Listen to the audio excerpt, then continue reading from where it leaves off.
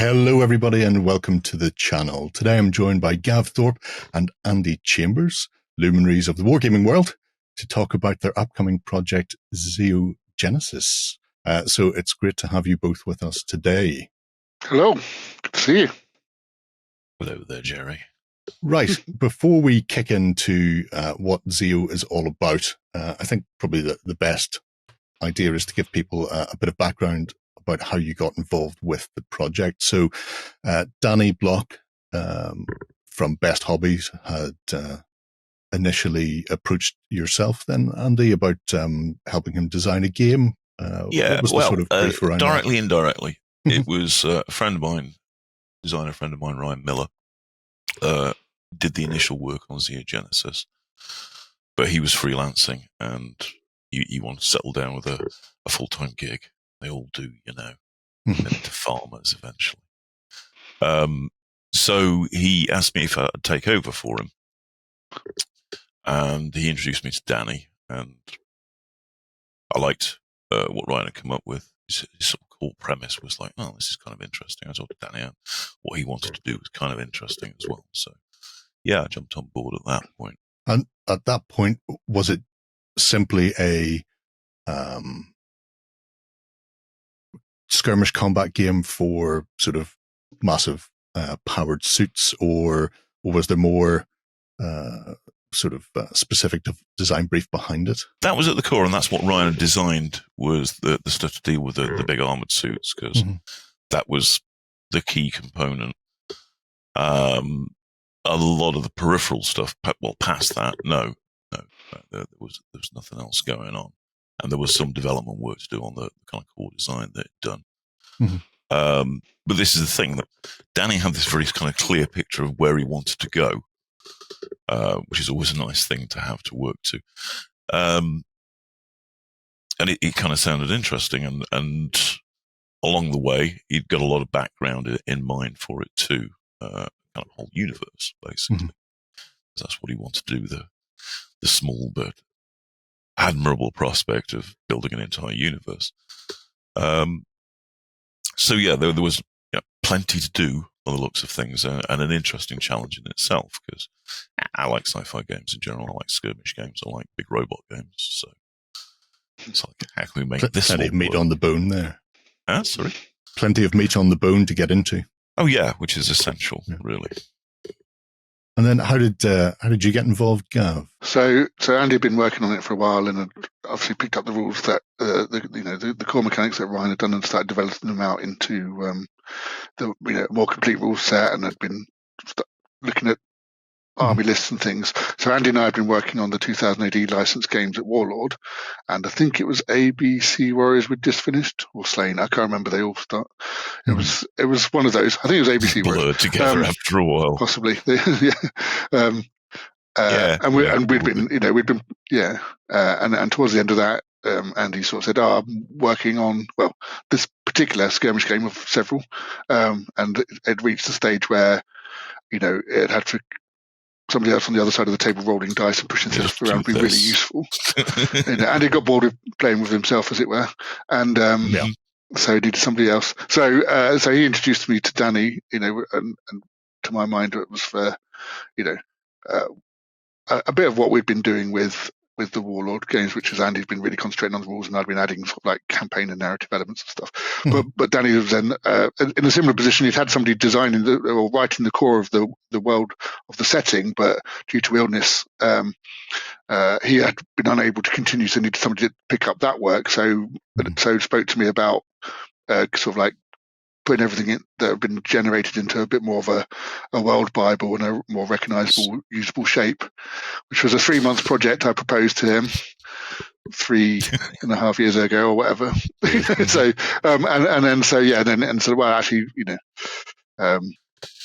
sort of came in as more of sort of like to finish off actually the world building, but then that ropes into working with Andy on the game and the army list and the miniature design, and it's always the rules, the miniatures, the art, all of this stuff all have to interleave properly. So we essentially became part of the core design team, really, with the pointy end being responsible for this bit, but it all overlaps, and it's all kind of collaborative, because you need the miniatures to match the rules, which need to represent something from the setting, and so it was taken from there, really. Yeah, it's a fascinating thing having to get into designing a world or a universe. Obviously, when you're looking at something like 2000 AD or Warhammer 40,000 or World War II, they've existed for so long. There's a very definite feel for what sort of a world they are, what an ABC warrior should do, what a Zero fighter would do in air combat, which informs then the game design. When you're handed a brief that you have armored fighting suits and there's some background work done on it, how do you approach that when you essentially have not quite carte blanche to go wherever you need, but there's a lot more free form elements that you can exploit because there isn't already a definitive setting and a definitive direction? In many ways, that's a big part of the appeal, I think, at that point, because you do get to set the parameters more as you see fit, rather than going like, oh, we have to work around this fact or that fact or that truism. With a lot of the other things you mentioned, like particularly like the 2000 AD games, it's like you're trying to be true to the subject matter. Yeah, that's your first and foremost thing there. And having a lot of subject matter is good because it's easier to be true to it straight off the bat. With 2000 AD games, you get to a certain point where you have to just start sort of like discard certain elements of it because the true isn't there either, as it were. You're trying to get back to the core in that case. With something like Zeo Genesis, it's a little bit different because it's still growing, it's still nascent. I think for Gav on that things, there's a lot to go at that point, so it's a little daunting in some ways. Yeah, I think so. Rather than, but what we're then doing is going back to those inspiration and sources. So in the case of Zeo Genesis, it's that mid-late 90s anime, Appleseed Ghost in the Shell, Evangelion, that things. And you're looking, so rather than, so for example, when we did Strontium Dog, we read lots of Strontium Dog and we exerted very specific beats and references and stuff. Whereas actually we're going more for the vibe, for the, what are those, what's that imagery, what's that narrative from that source material that we then want to bring into the game and into the setting. And like I say, Danny had a good run already with some ideas about the broad meta plot of the setting and sort of some of the physical arrangement of it. And but the rest of it's particularly in terms of getting the feel of the game right. There was a strong steer of it needs to play like an episode of a cool anime. The fight scene at the end of a cool anime where the armored police storm in, or the commandos drop down and do the thing, rather than a clanking walking tanks type mech game. And that informed both how the setting had to work, because it had to be a means for these suits to work in that kind of fashion, and then the gameplay again is like these are large figures, not vehicles.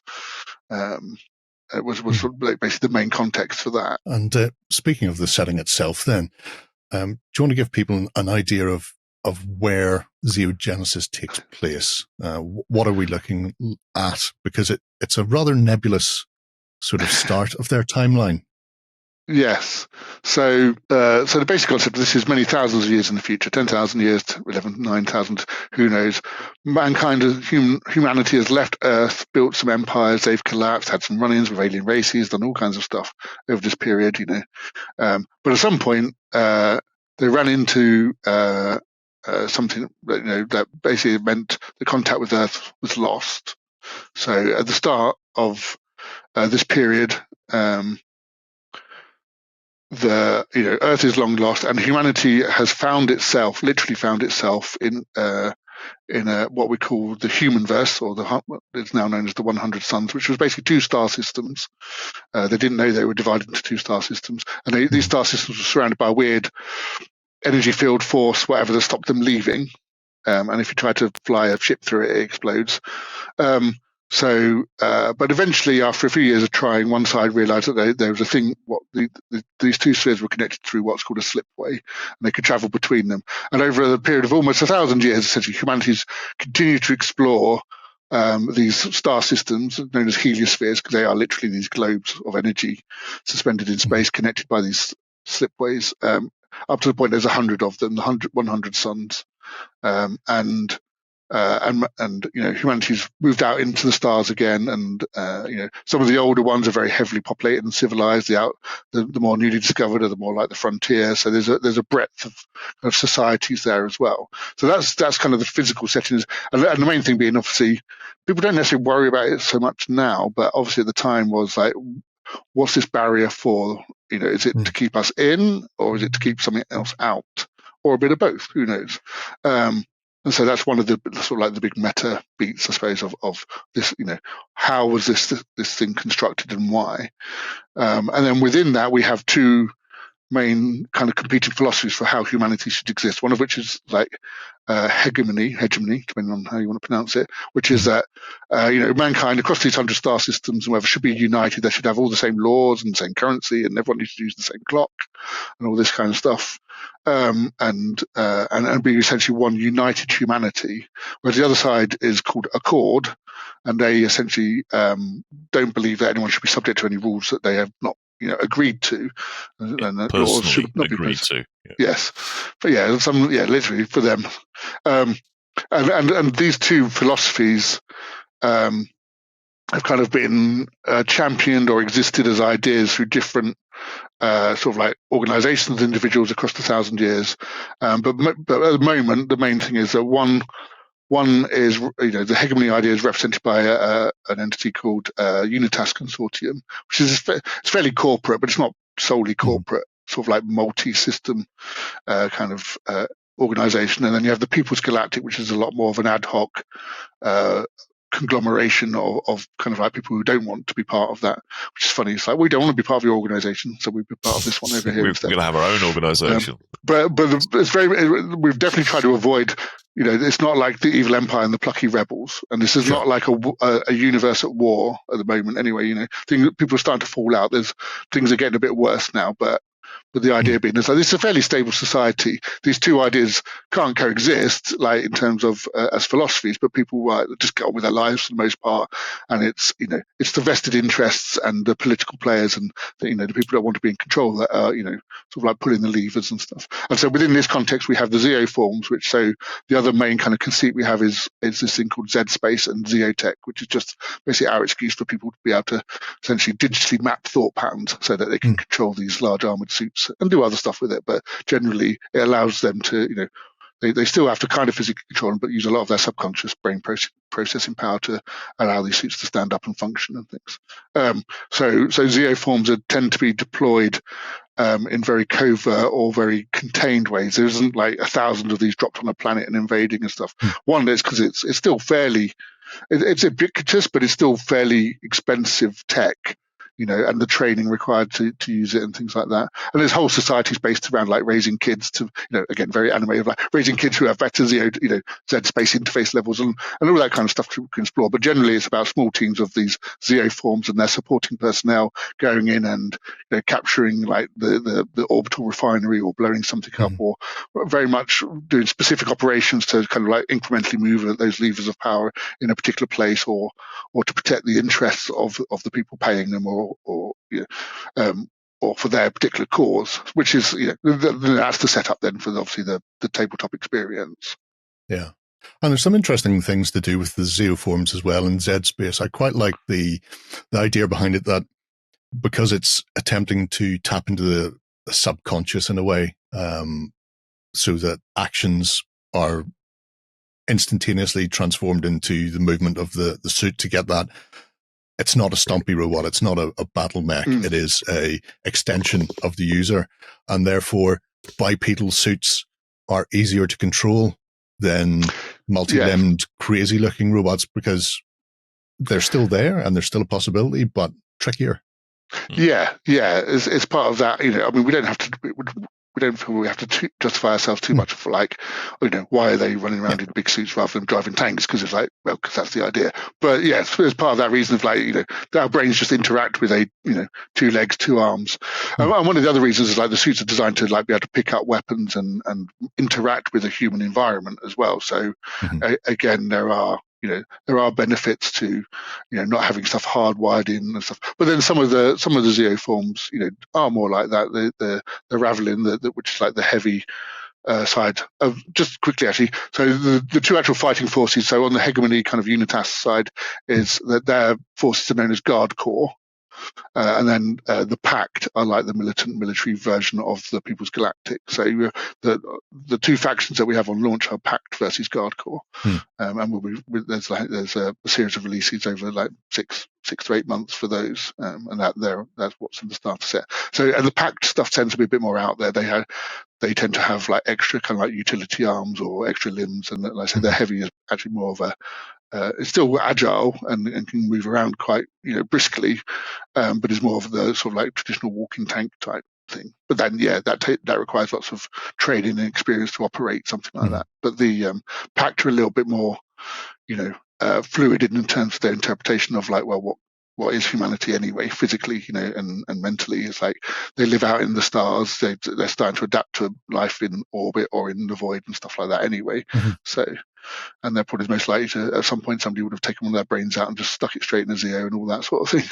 Whereas the hegemony Guard Corps idea is a little bit more, again, not like in an authoritarian way, but say, no, this is what humans are, and we need to hang on to that idea, or otherwise we lose something, lose something of why we're here and what we're for, because we don't have those connections to Earth anymore. So we're the only representatives of humans we have now. So again, that's another one of those sort of clash of styles and ideology.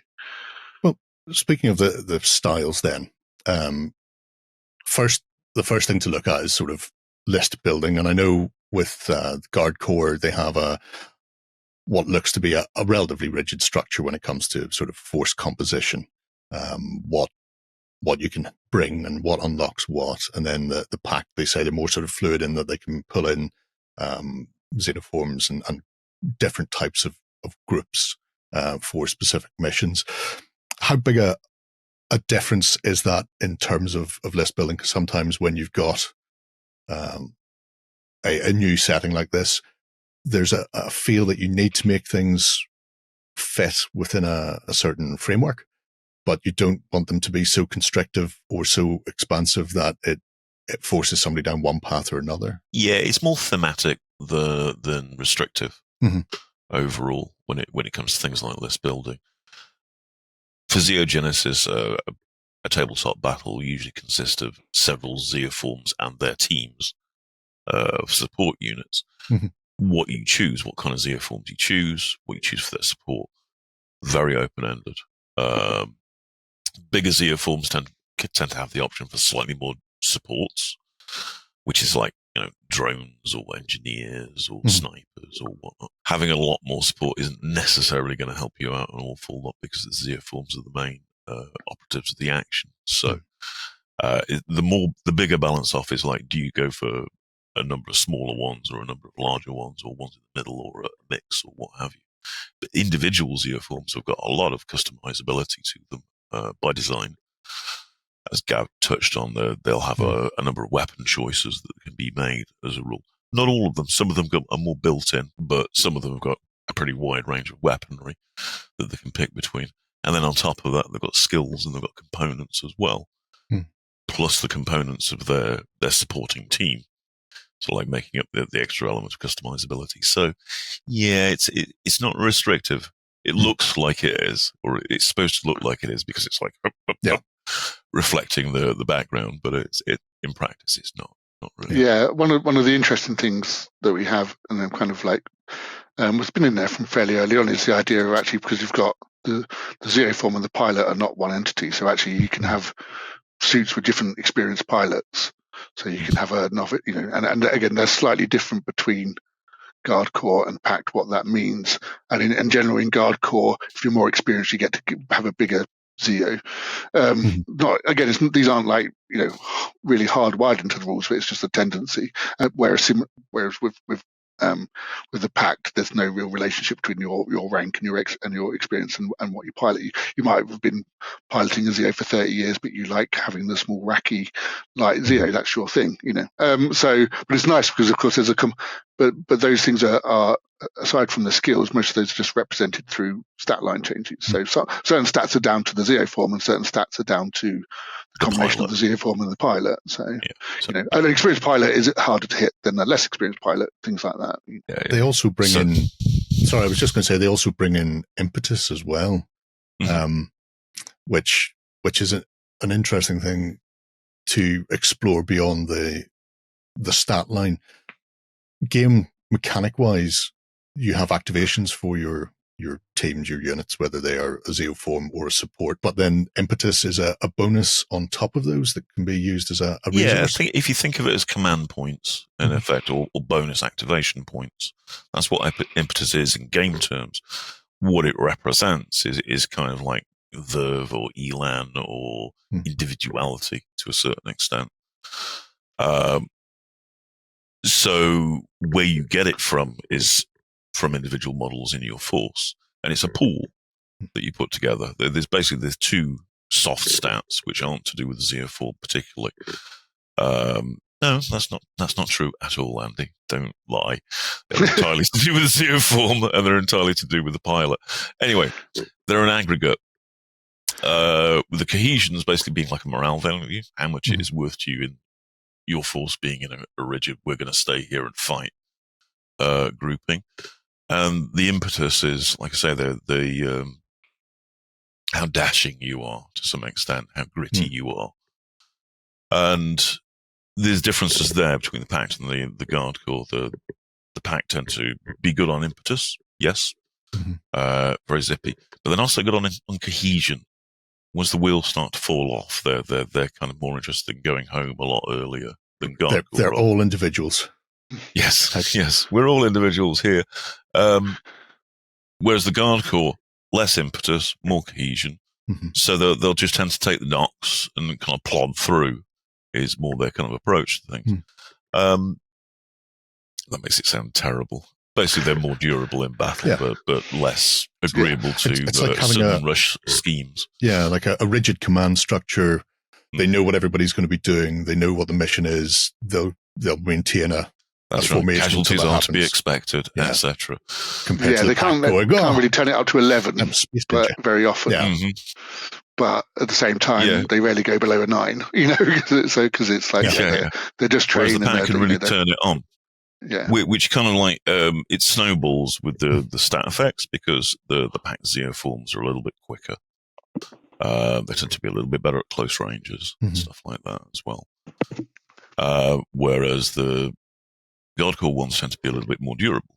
So you take a few more hits, a little bit more armor, a bit slower though, etc.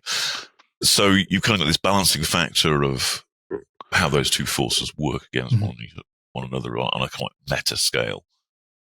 And how much you want to lean into that is very much dependent on the choices that you make in terms of the forces that you take, the supports that you use, the Zeoforms you have, experience level of your pilots, what skills you take, and so forth.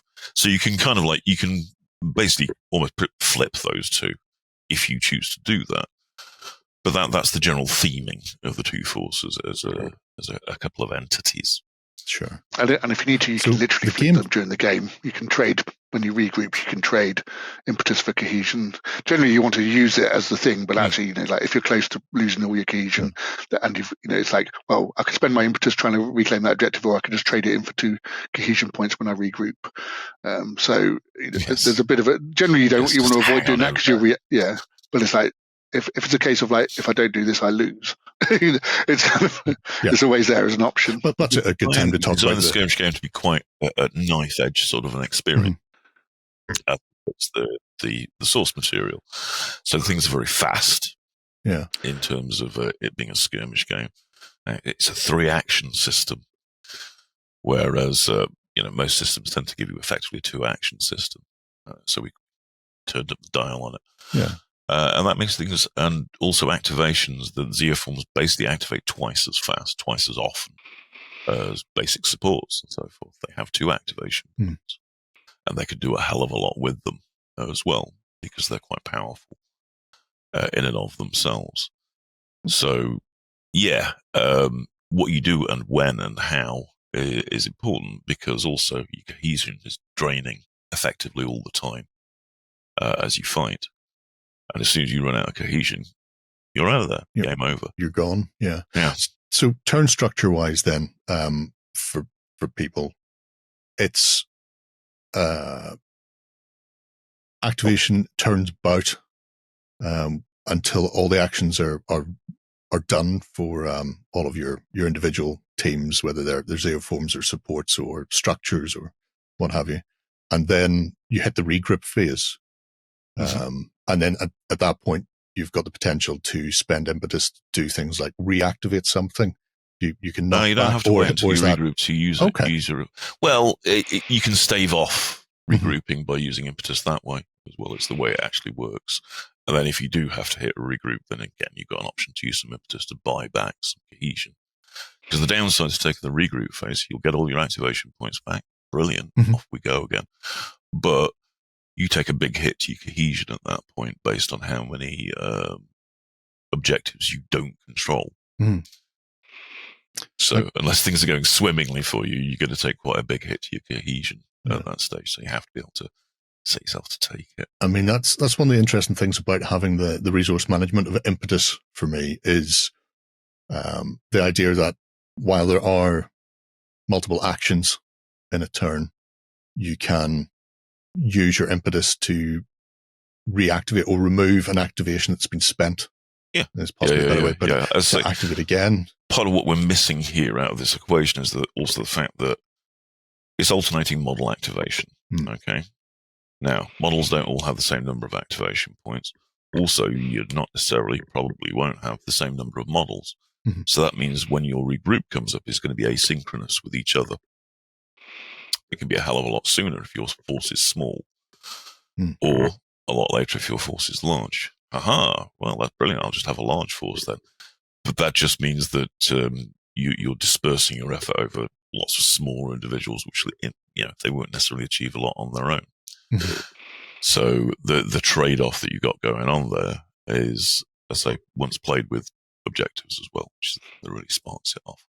Yeah, so there's the potential basically because during your turn, all you do is get your activations back. That's it. So essentially you're giving your opponent a double turn. So that timing can be quite fairly crucial. It's not just a case of I've run out of activations. It's a case of I'm surrendering a bit of the initiative to my opponent because they're going to get to do a thing and they know it's coming up, or do they? So again, it's like keeping an eye on your opponent's regroup is just as important as keeping an eye on your own. Does that mean there's not a rigid turn structure then? That's correct. So you're once the game starts, it just flows. So you're not going turn one, you turn just two. roll. This is the thing that came from Ryan at the start of it, which I would never have done because it's weird, isn't it? But the point being, it kind of comes from more of a kind of board game, card game origin, which is where Ryan's from. And he loves to have a go at trying to do tabletop. Yeah. His speciality is called board games. So we came up with this thing, where everybody gets to get a go quite quickly is at the root of it. Yeah. But of course, once you introduce some of your other common tabletop tropes of asynchronous number of models, which isn't necessarily given in things like board games, it starts to get really interesting. When you further alter things by having a reaction system into it as well, whereby you can use activation points when you're not the active model. I was about to ask. Yes. Well, that complicates things even further, of course. Because sometimes it's essential, and it will literally keep you alive, or what have you, or not. But the trade-off that you have when you react to things, and sorry to put it into context for you, basically, reactions work in relation to the active model doing something. So you get attacked by the active model. It's like, well, you can react in that case. Potentially, if you've got an activation point you want to burn on it, and for example, he's in your front arc, then you could shoot back if you got shot at by them. Take that. Or you could move and take yourself out of the line of fire. The trade-off, though, is that you're getting effectively one action in exchange for your activation point instead of the 3 or more that you could normally get by waiting your turn to activate properly. So you're always in the game as long as you've got activation points, which is again why putting them back with impetus can be important. But do you want to do that? Because you're going to effectively accelerate that point when your regroup arrives. or not decisions. And that's where the sort of like particularly your support models and things come in as well, because there's a natural inclination of like, well, I'm just going to activate my big bundle first and tromp around and shoot off big guns and stuff like that. But then it's got to wait around while you do support models, but also the enemy's seen what you've done and they know basically you've punched yourself out. Or do you send your little guys out there and poke at them a bit and go, do you want to react? Do you want to react? Go, actually, I managed to do a bit of damage on you, actually, or we'll get to it possibly. But the system down again, it's like we've made you less effective. We've caught you with gravity nets or made you fall off something or whatever. Then suddenly the big guy's like, oh, actually, now I can move him he's used his activations doing stuff and he can't react without using impetus. Now I move in for the kill, So it's those layers that action economy is the engine, that drives Zeo Genesis on. I'm mentioning system down. Then it's an interesting one. One of the first times you come across it in the current sort of work in progress rules is moving through terrain, and in a lot of games, you move through terrain. You either stop dead when you reach it, or you half your move and everything gets bogged down, all becomes very slow. Not the case here. You can barrel through it, but you barrel through it at your own peril because you've a chance to disrupt your systems, which will then have a knock-on effect for potentially. I mean, you might be just fine. You'll just recover from it. You shake off the tree branches or what have you and carry on. Or they'll catch fire because you just got hit by something and now you've got a problem. Yeah. It's one of the things I wanted that we were very keen on, and this came from our early playtests, is that we want lots of dynamic movement. Because again, that's key to the source material. These are guys in big armor suits that race around, jet about the place. There's sparks coming off their feet as they skid round corners, not plodding. So that comes into things like the terrain rules, where it's like, well, how can we do these where they don't actually slow you down? You're just taking a risk.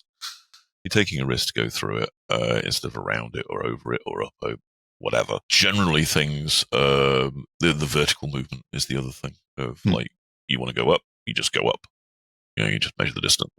Go. No worrying about things like that, because we love getting on top of buildings, between buildings and things like that, or leaping down, or hitting things. Which is played into the terrain we've got at the start of the set game. Nice buildings to stand on. And so forth, and it adds to the speed and the sense of dynamism. These big armored suits, their little sporting guys squeaking around the place, trying to achieve things, and sometimes doing it much to your shock and horror. It's very good. Yeah, it's an interesting dynamic take on things. The fact that it also runs off a D10 system is another one, because I mean, obviously D6 has its place, but when you're dealing with these massive armored fighting suits, was the choice there to go for a D10 to give you more granularity in the mechanics, so you can do these spectacular things, or did that come? Was it originally D6 and was like, this just won't work for what we want to do here? Other way. Yeah. It started, Danny, it was client request, first and foremost. I'm going to disclaim it. Throw him under the bus? Client request, he wants to start with a D20. D20s. Ryan had already thankfully talked him down off that ledge. I was like, no, man, you really don't want D20s. And got him down to D10s, which is the point I inherited with. And yes, and we've stuck at D10s. From my perspective, I've designed many games using D6s. So it's different. I'll give you that. Some of the interesting, the main thing we found about it is that you can't rely on D10s at all in a dice pool system. They will cheerfully turn you up with, a big fistful of 8, 9s and 10s results with one roll, and then nothing above 3 on the next, and so forth. There is no curve.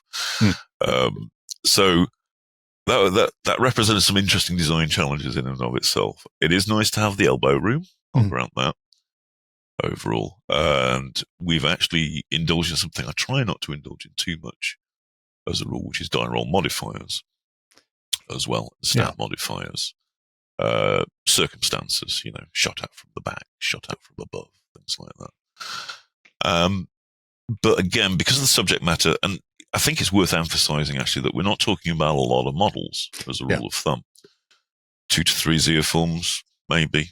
I mean, at the end of the day, it's scalable, so you play with however many you want. But at the core, it's designed for anywhere between like 1 and 3 per side, with 3 or 4 supports each, as a general thumb. And the supports are generally individual models as well. There are individual models. Yeah. They're not generally individual models, they are individual models. Well, I'm thinking about maybe the drone controller, because they come with drones, but he is an individual model, and the drones are individual models as well, and they activate individually too. Okay. So don't be fooled. Each model gets its shake, gets its day. They just have they just have a special ability to use one of their actions to activate their drones, for instance. So again, it's just an economy of that action sort of system of like, actually, rather than having to wait to individually activate each of these drones, it's like, I'll get to activate all 4 at once, watch them flood out towards you or chase down your supports. Same with the troopers and things. There's a thing called team player, so again, allows you to daisy chain certain activations, which is good in some ways, because you're like, I can get 2 or 3 models to activate at once, but also you're going to burn through their activations and get towards that regroup again. So it's every chalice is poisoned if you're not careful. But that, again, that's part of that list building, part of that. What do you want to do? Do you want to actually do a lot but very quickly, or are you going to be a little bit more circumspect? You're going to space things out, take your time, sort of thing. Different approaches, different strokes for different folks. And they do tend to disappear as soon as like a Zeo looks at them.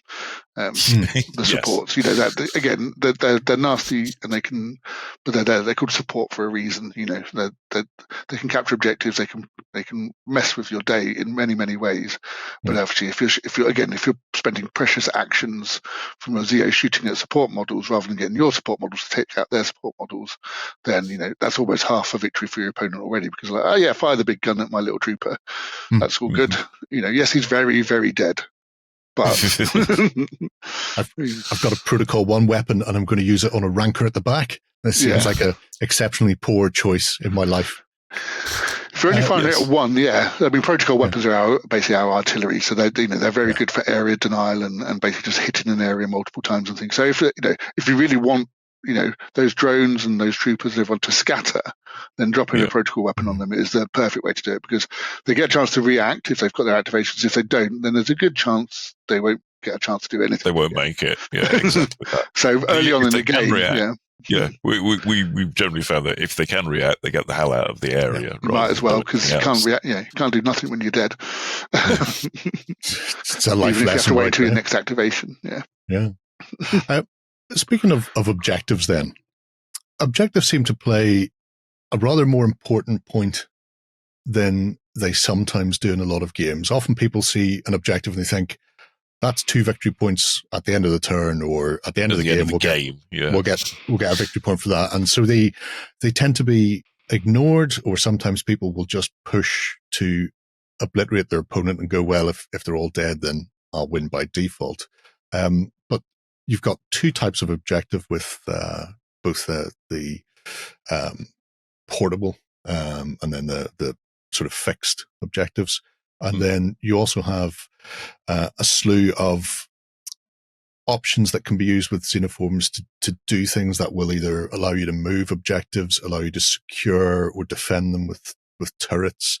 Tell me what the idea behind this is and how that sort of comes into play, because it seems that objectives can be as important as the actual list itself and how you approach them, what way you attack. There's stuff going on there. All right, let's talk about objectives. The most important kind of the fixed ones, which are part of your scenario. The scenario will tell you what objectives you get. There'll be like one in the middle of the table, one in each table quarter. Sometimes you choose where the fixed objective point is. It's player choice, but with restrictions. And that, as we touched on talking about these in cohesion, is that they're important because the scenario victory conditions will usually involve directly grabbing a number of them, controlling a number of them. Always when the ones that you don't control count against your cohesion, they count as cohesion loss when you regroup. So they're also a timer in some ways. 2. Structures they're like cap things that you can put onto fixed objectives specifically.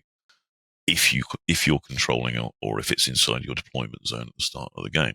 And they can be all kinds of things. And this kind of came from some very early conversations with Danny, because as well as the laudable desire to create an entire universe and plastic injection molded large armored fighting suits, he wanted to make structures, terrain pieces to go with it as well. And it seemed like it would be really neato to tie that directly into the game. So they had a very meaningful presence, and they were there and represented as something specific. We played this sort of thing in the past with various different games. So yeah, sure, you've got your terrain, your buildings and so forth, whatever, woods, hills, trees, buildings, more buildings, some more buildings. But the objectives are something special, and the structures are something special that you put on top of it. So they can be things like a resource collector, or a field generator, or a sensor outpost, or something like that. And that gives you game benefits from actually controlling that structure. So you've got the objective under your control, brilliant. You've got your structure there as well, makes it extra special during the game, gives it more benefits for you, brilliant. Yeah. So genuinely at that point, something to fight over. And that choice of what structures you take, they're bought as part of your army list, So they're another kind of support model in some ways. And you can also buy them to be static, so you have them at the start of the game and you can plop them down on things. And you don't have to put them on ones that you control. That was a lie I told. You can put them out in no man's land as well, effectively, and go like, I'm going to have a resource collector out there with the clear intent of like, I'm going to go and take it. Or something very explodable and breakable that you let your opponent take and then you explode on them. Or you can also buy deployable ones that you can put down during the game. Take one of your activation turns and bring it in, down from orbit or what have you, plonk onto an objective that you control. So it's one of the things is it's got, again, it's part of that kinetic action, that dynamic battlefield of like, there's lots of movement, but actually the battlefield itself is changing. An objective isn't just a marker, it probably is going to be a field generator, a turret. But the downside being is like, if your opponent retakes it or whatever, it becomes their generator, it becomes their turret, or they can destroy it and bring on their own one, if they've got a deployable. And in a similar vein, again, we have destructible buildings and things like that. So again, if you've got big, if you want to go, your big, massive piloted suit to crash through that building and just attack, or fire its big gun to create some lines of sight or whatever, it's all in there in the rules because that's stuff that happens. Again, it's things from the source material that we want to see on the tabletop, and crashing through walls, and ridiculously large cannons blowing holes in stuff is cool. Beam weapons lasering through everything in their line of sight. Absolutely, yeah. So and it's got that double whammy of like, it's cool, but also just again there's layers of tactical options and cool narrative stuff that also actually has gameplay effects. So it's not just like, I'm not just going to do this for the sake of it. It's like, no, actually, I'm gonna blow that building up with this guy, and then my other Zeo's got line of sight on that objective, which actually happens to be a gun turret, or whatever it might be. It all just, there's a lot of things going on in Zeo Genesis, but they're all fairly straightforward in and of themselves, but they combine very nicely to just create this very specific style of fighting and reward very, like I say, very dynamic, aggressive tactics generally. Because that's the other thing, this idea of kinetic action is about, we talked about cohesion. There's a ticking, every regroup counts against most of the scenarios have a very limited number of regroups. Once you're done, and then you use your activations, you're not doing anything else. So, and quite often that might be only one or two regroups. So it's very much about getting in there, capturing objectives, taking out the enemy, not sitting at the back, worrying about, actually, I'm just going to... Yeah, a common question is, there's no Overwatch. It's like, you're damn right, there's no Overwatch. Yeah. If you want to Overwatch, keep an activation handy and react. Yeah, that exactly. And then similarly with like the Snapfire rules and things. So, Snapfire, again, the ranges of for most weapons, they're less than 24 inches. There's a few that go up to 24 inches. This is played generally on a 3x3 table. If you really want quite a few, maybe more than 3 Zeoforms, we say go up to a 4x4 table, to say you've got some room to move. Or if you've got lots of heavies, literally base size, you want to have a bigger table to fit them on. So you want to be moving and getting into range and kind of like contesting objectives, not just like, yes, as much as these armored suits are very destructive, there are advantages to being above people, there are advantages to shooting from behind, all that kind of stuff. So again, that movement, that dynamic could be the difference, because they're also very tough. So actually getting that -1 on their armor dice could be the difference between actually being able to hurt them and them just shrugging it off. And especially for supports again. There's always a little guy with a missile launcher behind you, really annoying. It is their want in life, and if you have to engage a Zeo, probably the best way is to do it from behind with a rocket launcher. Did I see within the rules that for defense, so defense is essentially the damage a Zeo can take before it goes down, or a support can take. Most supports look to have about 1. Yes. But they're individuals, but then Zeos can have multiples. And I think I've seen talk in the rules about a dial on the base. Is that something that you are working towards, or did I? No, we're going to get a dice on the base. Dice. Oh, dice. Oh, that's okay. It was the best solution we landed up on. We talked about all kinds of different ones, about using little cheese blocks or doing a dial or whatnot. And at the end of the day, we decided that it's not the best looking, it must be said, but it is by far and away the most practical. It's the simplest way to do things. To track your defense loss, basically. And there's and also people, there will be there's a plethora of third party companies who do great stuff of like if you want to have all these special markers and templates and cool stuff, it's like they can go ahead and do that cool stuff and do it much better than because they can respond to somebody out there. We're only a few brains, so there's a lot of brains out there. Hopefully, you're going to play this game, and somebody will be like, "Aha! Here's a smart way of doing this." And I've got my multi, that tracks all 3 of the things or whatever. Whereas we were just like, actually, we're just going to have a dice and 2 markers, and that'll do. Which is very little paperwork, or tracking, because that was the other thing. Keep it really minimalist when it came to the amount of table clutter. Yeah, nobody wants an asteroid belt of tokens following them across the table. No. Yeah, it's a terrible, terrible thing. Well, there's always the argument like, do I put them next to the model or do I put them on the data card? All that kind of stuff. And it's like, well, actually, they go next to the model, but they're very unobtrusive. And again, people will be able to do cool stuff, I'm sure, for because there's modeling options as well. It's like we were looking at like cool, can we have some like transparent like shields kind of tokens and stuff? And it's like, well, we steered away from that in the end. But you've already mentioned that there are plans beyond the campaign running for months worth of sort of releases for the 2 factions that you're beginning with. Obviously, in things like the travel logs, there are talk about pirates or banzitos. Was that the term? Oh yes, the banzitos. Yes. So are there, beyond the fiction, beyond the narrative side of things, are there plans within the meta narrative to push things on and bring other bits and pieces in? Because there's a few outliers who have disappeared, either because the slipways have vanished behind them, or they just went, we reckon there's something else beyond the periphery. And off we tot. So there's the potential beyond the 100 Suns for factions to be out and about doing other things. Has plans and motions, or so there is a plan. So on launch, we've got 2 human factions. We wanted this to be very much a human story. It's about actually the whole idea of like it's humanity in space, and all of the problems that occur are bringing them upon ourselves basically in this unability. Yeah, we've lost everyone's got brought agenda. The problems with us anyway, basically. Yes, exactly. The one thing you can't get away from is us. And technology just multiplies that.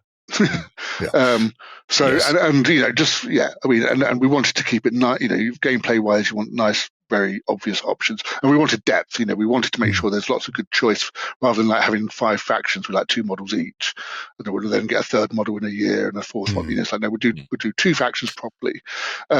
But there are 3 more factions planned, so we are moving. With the final goal is to have 5 factions probably within 2 or 3 years, depending on how what shakes out to be the best kind of release schedule that we have, and possibly going back to Guardcore and Pact and adding in an extra troop type or a gun, or because one of the things we have is lots of options for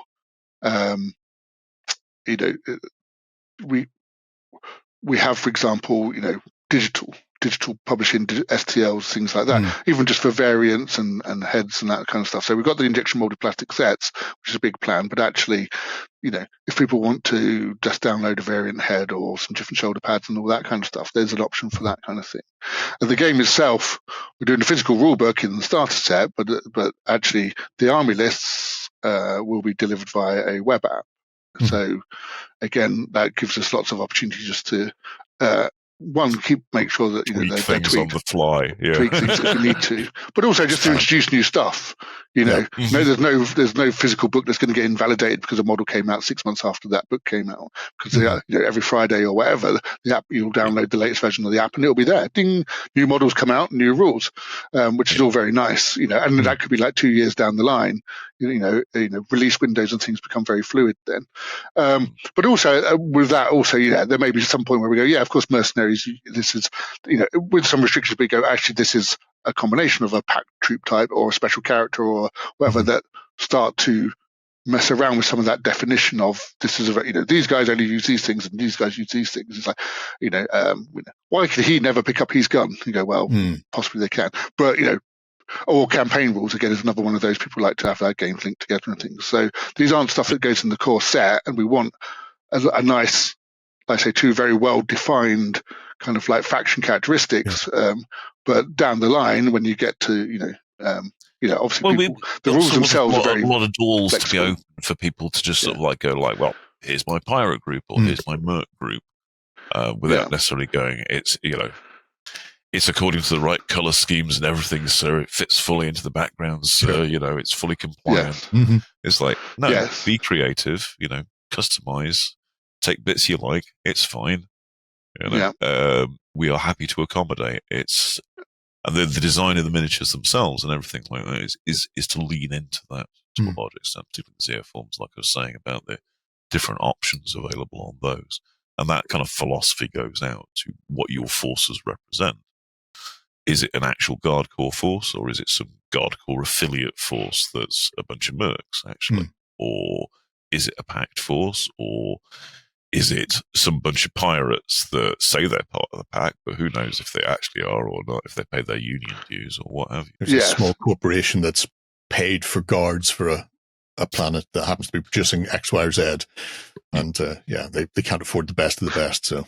Absolutely. Or, again, one of the things we try and do with, you mentioned the travel log is show some of that variety and, that there's a context of the tabletop game where you have a slightly artificial environment for a fun and challenging gameplay experience, and then there's the reality of the setting, which of course, as we know, in the real world, like we mentioned World War II, it's like, yes, these guys always have these guns, apart from when they didn't, and when they picked up the enemy's guns and they couldn't get the ammo, and it's very messy. And I think so. There's a point where we allow some of that, and some of it where you just go. Players will then take it on themselves and just go, well, I'm just going to ignore the rules and do my cool narrative thing. But what we could do is meet them sort of halfway and say, well, here's a semi-organized way to do that of an armless variant or or whatever it is, or a particular character, or even just describing these things in the setting is enough incentive. Color schemes or what? Color schemes. It could be like, oh yeah, actually, this is my force. Or, it's like, actually, I want to set my games on one of the very, much more industrialized, urbanized arcologies in one of the earliest heliospheres, but they're going to be bank robbers, and these guys, and you've got the security guards and the local law enforcement or whatever they might be. The breadth of what Zeoforms can be is encompasses all that, and we have 100 we have 100 -1 star systems to kind of play with that for a reason. Again, it's like Chapters of Space Marines. It's like you always want to have plenty of room for people to invent their own stuff, and even as we explore that setting, we'll make sure there's nice whole star systems where you can go, you can just put your game there and go with it, and invent the thing that you want your game to be. I just want to see Giga Lizards occasionally attacking both sides in the middle of a table.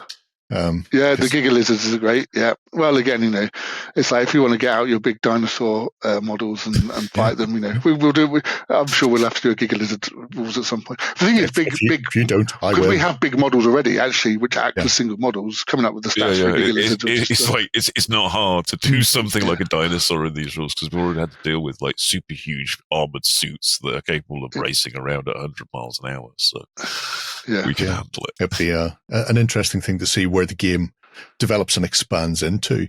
But before I let you away, I thought very briefly talk about one way it's already expanded, and that was via Blaster and Slip Runners. Because for people who are unaware, Blaster is a magazine that's published by a group of games designers, and occasionally a new game will appear in there, or it'll be expansions or scenarios for existing games. And Slip Runners is essentially a ship combat game within combat. Racing. Sorry, within the Zeo Genesis universe, shall we say, with some interesting little mechanics there as well, because it does proclaim Newtonian physics is in effect. Who's responsible? Because you're both of you have got your names on it, but one is generally more responsible than another. I'm the one who's responsible for it. Basically, I'd hit a point with rules development where there was effectively as much as we could productively do for a while until we got further with the miniatures. Because guess what? It doesn't all move at the same speeds. So I was kind of sitting my hands to a certain extent, but Danny, God bless him, still paying me, and I'm feeling guilty about it. And I thought I'd just use the available brain space overall, having talked to the guys with Blaster, Adepticon that year, of like, well, why don't we do just like a little stupid little spaceship game? It'll force us to look at how space travel works in the Zeo Genesis universe a bit more, which I always think is really important for a sci-fi setting anyway. Not that Danny and Gav didn't have stuff going on for it, but it was like, it's not until you actually have to like rubber hit the road, do a game, it starts to get real. Yeah. So it's like, all right, well, let's do this. So I came up with a premise, and as you point out, Newtonian physics and pre-plotted orders as well, which were two things I forswore in my youth due to Encounter One and trying to play games with that, and getting games with them, but they're always very unsatisfying, shall we say. So, and even my tiny developing young brain at the time could identify that it was the Newtonian physics and the pre-plotted orders that did it. So I was like, forever, never again. But now, 35 years on, and old and grizzled as I am, I'm like, I can make it work. I'm a clever games designer now. I know lots of techniques. I can make this work. I'm sure of it. So I had to go at that. On the thin premise, fed of like, we can do something for the Zeo Genesis universe. So yeah, it's kind of hard physics. Turn your jets around, fire them off in the opposite direction to the one you want to be going in, and things like that. And because I just wanted to get the movement system figured out, rather than get into combat too early, because it was clear that combat would be a nonsense until you'd figured out the movement. I figured, well, let's just do a racing game with it. That'll be plenty to have to deal with Newtonian physics and pre-plotted orders anyway, without firing guns at each other. So we came up with this premise of Slip Runners, of trying to get basically couriers, trying to get to the slip point to get out of system, bearing the news about events that are happening in Zeo Genesis, and several different, for strange. Well, I don't know. I think Gav explained them quite well, actually. Several different groups, several different ships, all racing at the same time to try and get out through this kind of like wibbly-wobbly whirlpool in space, in fact, and hit it at the right angle to disappear out of system before it gets completely shut down or completely embargoed, because the law's coming to say nobody leaves the system. So it's sort of a smuggler's game in some ways as well, and a racing game at the same time. Doing the castle run in 5 parsecs. Yes, exactly that. Yeah. Well, on the simple premise that players would have more than enough fun dealing with the Newtonian physics and actually hitting a point on the edge of the table to need to worry about fighting too much as well. Absolutely. And guess what? It's true. Yeah. And basically, and it's just got, the main scenario's got a basic gate system really, where you have to pick up a couple of transmission, or at least one transmission, I can't remember, before you can go through the gate. So it's not just a case of like point at it and go. You have to maneuver. You haven't got the cargo yet. You have to get the last bit of cargo, and then try and bring. So the faster you go, obviously, the more unwieldy you get, and then it's really fun. And people, I mean, again, Andy's done a great job with the rules themselves. Are actually pretty slick and straightforward for what they're doing. The abstraction is just in the right places, but the effect is very noticeable. And the first game, everyone overshoots. Everyone overshoots. Everyone. And then to get, even if they went for the most easy maneuverable ship, which it's like, oh no, I can't turn. Oh, I'm off the board. Yeah, so we developed that out. I say as part of the universe, so we did some different ships, and they're all like one-man racers in effect, but different takes on it, sort of thing about having a lot of engine power or a lot of sort of like maneuver thrusters and things like that. So play with. You'll certainly find thrusters are required once you start adding vectored movement in, because you can be as nippy as you want, but if you can't turn around, you're just going to go sideways into the moon instead of going barreling headlong into it. Yeah, and it gave us an excuse just to kind of preview some of the background. So, we've got the 100 Sun setting, but there's a very specific narrative to it, which is set in like I say, in one of these more newly founded heliospheres, and one of them's basically disappeared. A place called Periphery has vanished, and this hasn't happened before. Slipway's actually closed, and everyone's a bit panicked about it and accusing each other, and it's turning into a bit of a powder keg and stuff. So the Sliprunners thing is actually getting the news of this, because obviously the quicker you can react to this idea, then obviously you're going to get ahead. But also, actually, it's kind of signalled the fact that things are going to start militarizing and people are going to start sending. It's the trigger moment, really, and that'll follow through. And this we follow. There's a weekly web comic which is on the Zeo Genesis website, which starts to explore this narrative. And it's not the only story going on in Zeo Genesis. It's a fairly big one, and it's about the ripples of that moment going, because again, although travel between on the slipways is kind of instantaneous, there's no FTL travel within a star system. It's all relativistic and all the rest of it and stuff. So in order for news to get back to certain places and things will take time. It's got that nice momentum to it of like stuff can go wrong before you can respond to it, generally.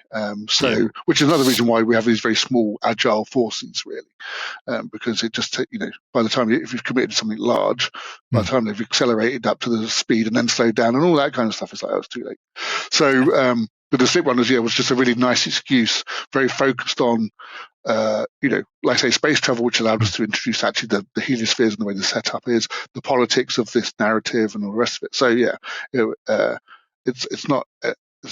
it's a nice kind of like the video game term, but that vertical slice of different bits of the background and from like the highest up to people.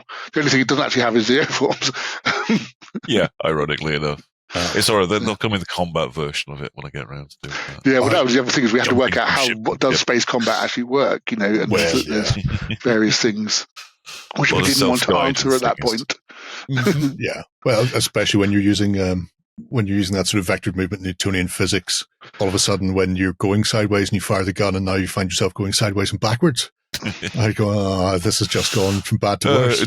Well, how far we want to get into all that, it depends on what size combat ships are and things like that, which are up in the air to a certain extent about if it was to get there.